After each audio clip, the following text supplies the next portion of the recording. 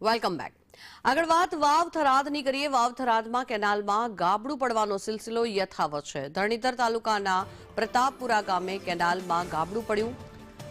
District કેનાલમાં 20 ફૂટથી પણ મોટું ગાબડું પડ્યું. આ ગાબડું પડતા આસપાસના ખેતરો જાણે બેટમાં ફેરવાયા હોય તેવી સ્થિતિ સર્જાઈ છે. કેનાલ તૂટતા આખરે ખેડૂતોને નુકસાન વેઠવાનો વારો આવ્યો છે, કારણ કે જે રીતે આ કેનાલ તૂટી તેના કારણે થઈને અનેક ખેતરોમાં પાણી ભરાઈ ગયા છે. આસપાસના ખેતરો બેટમાં ફેરવાયા છે. ઊભા પાકને ભારે નુકસાન પહોંચ્યું છે, ત્યારે ધરતીપુત્રોને આ નુકસાન થતાં તે લોકોને આર્થિક હાલાકી ભોગવવાનો વારો આવ્યો છે.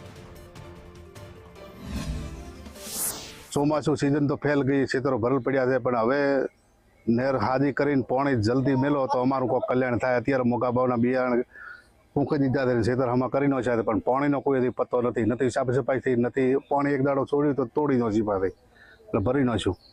એટલે એવી માંગ છે કે જલ્દી પાણી અમને આલો શિયાળુ પાકમાં. કેનાલ તૂટી ત્યારે કેટલું નુકસાન?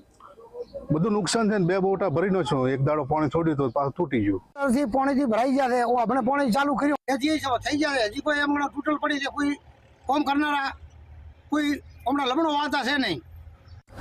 એકદમ પાણી છે. એમ ગણો કે બસમાં પાણી છોડ્યું તો અમારા ક્ષેત્રોમાં ભરાઈ ગયું, પણ કોઈ પાણી આગળ પહોંચ્યું નથી. બીજી વાર અમારે ફૂંકી દીધા, ફેસ બંધ થઈ ગયા. વાટ જોઈને બેઠા તો આખું વર્ષ તો જતો રહ્યું, પછી અમારે શું કરવાનું પાણી? પેલા પૂરા ત્યારે કેટલું નુકસાન થયું? હજુ તો આ શું તળાવના તળાવ ભરલ પડ્યા છે, હજુ ખેતરમાં હજી પાણી ઉકાળાય નથી.